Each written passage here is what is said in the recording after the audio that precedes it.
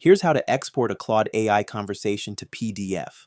Claude doesn't include a built-in export option. Instead of doing it manually, you can export everything in one click using the Claude to PDF, Word, and Google Docs extension. First, install the extension from the link in the description.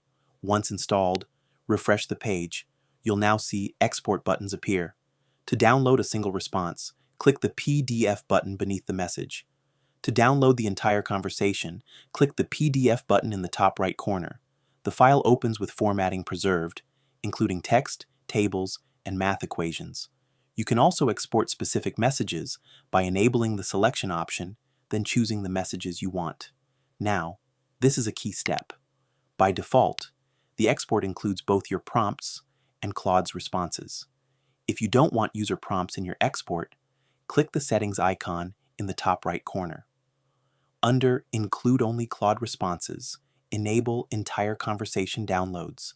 Now export the conversation again. This time, the file will include only Claude responses. That's it. Your Claude conversation is now exported as a clean PDF with formatting preserved. Like this video and subscribe for more quick and useful tutorials.